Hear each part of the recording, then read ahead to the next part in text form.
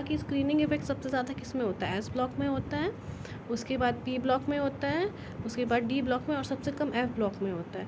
तो D block में जो शील्डिंग इफेक्ट है कम होने के चलते क्या होता है ना कि जैसे कि ये न्यूक्लियस है, इसके अराउंड इलेक्ट्रॉन्स है और इसके छोटा इलेक्ट्रॉन है जो इसको शील्डिंग प्रोवाइड कर रहा है। लेकिन डी ब्लॉक में ये जो शील्डिंग है ये अच्छे से नहीं होता है, प्रॉपर शील्डिंग नहीं हो, पुअर शील्डिंग हुआ। पुअर शील्डिंग के चलते क्या होगा ना कि जो 4p और 5p का साइज़ इक्वल हो जाएगा, लाइक सेल्स बढ़ेगा लेकिन साइज़ पे ज़्यादा डिफरेंस नहीं आएगा पुअर शील्डिंग इफेक्ट के चलते। ये चीज़ बहुत इंपॉर्टेंट है।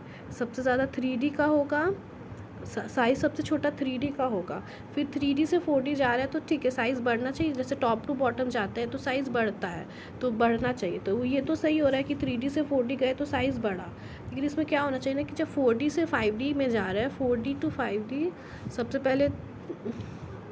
सबसे पहले 3D है, उसके बाद 4D, फिर 5D। तो हम लोग टॉप टू बॉटम जाएंगे तो साइज़ बढ़ना चाहिए राइट। तो यहाँ तो हो रहा है कि 3D से 4D जा रहा है तो साइज़ बढ़ रहा है, लेकिन 4D और 5D के बीच में क्या आ गया ना, पुअर शील्डिंग आ गया। पुअर शील्डिंग के चलते क्या हुआ, ये दोनों का साइज़ इक्वल हो गया, बस ये चीज़ इंपॉर्टेंट है कि 3D से बड़ा होता है 4D, लेकिन 4D और 5D का जो साइज़ है वो ऑलमोस्ट सेम हो जाता है। फिर एटॉमिक रेडियस का ये सब ऑर्डर तो आता है। पीरियड का एग्जांपल दिया हुआ है कि जब लेफ़्ट टू राइट जा रहे हैं तो साइज़ बढ़ रहा है, लेकिन नॉवल गैसेस सबसे बड़ा है। क्यों बड़ा है? क्योंकि इसमें वन डबल रेडियस है। लाइक हम लोग पढ़ते हैं हाइड्रोजन, हीलियम, फिर आता है lithium, beryllium, boron, carbon, nitrogen, oxygen, fluorine.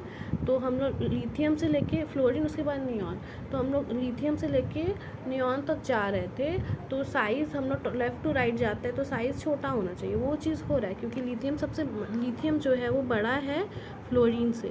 लेकिन जो नोबल गैसेस हैं ना, क्योंकि उनके पास वंडरवाल रेडियाई होता है, इसीलिए वंडरवाल रेडियाई के चलते इनका जो साइज़ है ये मैक्सिमम हो गया।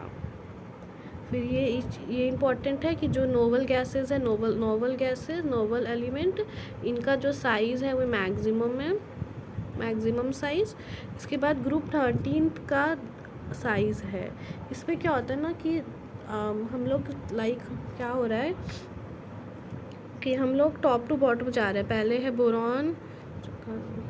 बोरॉन, गैलियम, उसके बाद एल्यूमिनियम है, बोरॉन, गैलियम और एल्यूमिनियम।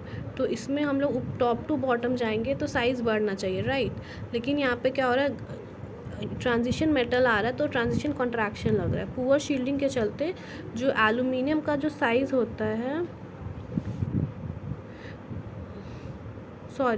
बोरॉन है, उसके बाद एल्यूमिनियम है, फिर गैलियम है। तो हम लोग टॉप टू बॉटम जाएंगे तो साइज़ जो है वो बड़ा होना चाहिए राइट, साइज़ बड़ा होना चाहिए, इंक्रीज़ होना चाहिए। लेकिन इसमें क्या होता है, गैलियम में आ जाता है ट्रांजिशन कॉन्ट्रैक्शन के चलते क्या होता है कि एल्यूमिनियम का साइज़ जो है वो गैलियम से इंक्रीज़ हो जाएगा। लाइक सबसे पहले बोरॉन है, उसके बाद फिर एल्यूमिनियम, सबसे छोटा बोरॉन, फिर एल्यूमिनियम होना चाहिए ऐसा। लेकिन हो क्या जाता है कि गैलियम का जो है उसके बाद आ जाता है, लाइक पहले बोरॉन, उसके बाद गैलियम, फिर aluminium, indium, thallium. Poor shielding के चलते जो बोरॉन और गैलियम का जो साइज़ है, एल्यूमिनियम और जो गैलियम का साइज़ है, दोनों के बीच में कॉन्ट्रैक्शन आ जाता है। होना चाहिए गैलियम का साइज़ बड़ा होना चाहिए एल्यूमिनियम से, लेकिन जो रियलिटी की बात करें तो रियलिटी में गैलियम छोटा हो जाता है, एल्यूमिनियम है जो है वो गैलियम से बड़ा हो जाता है। ये चीज़ वेरी वेरी इंपॉर्टेंट। एक बार नीट का PYQ शायद ये 2018 में आया हुआ क्वेश्चन है, यही साइज़ का डायरेक्ट ऑर्डर पूछ लिया था। तो आपको याद रखना होगा कि पहले बोरॉन होता है, फिर गैलियम होता है, उसके बाद एल्यूमिनियम, फिर इंडियम, उसके बाद थैलियम। ओके, फिर नेक्स्ट बात करते हैं आयनिक रेडियाई का। तो आयनिक रेडियाई जो है हमने अभी पढ़ा जेड इफेक्टिव के टाइम कि जो जेड इफेक्टिव होता है इन्वर्सली प्रोपोर्शनल होता है साइज़ का, inversely proportional to large size. Okay, large size का इन्वर्सली प्रोपोर्शनल होता है।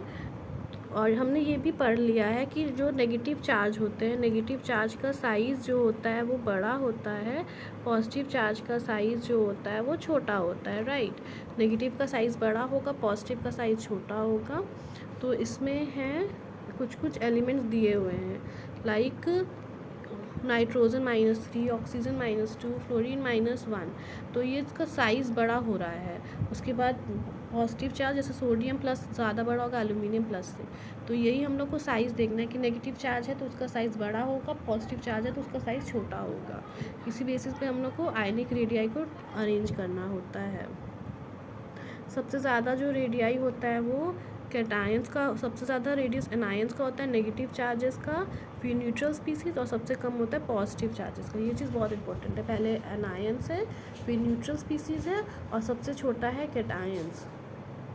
जैसे कि एग्जाम्पल दिया हुआ है इसमें फ्लोरीन +2 और फ्लोरीन +3 का एग्जाम्पल दिया हुआ है कि जो फ्लोरीन +2+ है इसका साइज बड़ा है रिस्पेक्ट टू फ्लोरीन +3, क्योंकि इसमें बस फ्लोरीन बोले आयरन +2 का साइज़ जो है वो बड़ा है आयरन +3 से, क्योंकि जो आयरन है +2 फॉर्म में इसका साइज़ आयरन प्लस है, इसमें 2 ही पॉजिटिव चार्ज प्रेजेंट है, और आयरन +3 जो है इसमें 3 पॉजिटिव चार्ज प्रेजेंट है।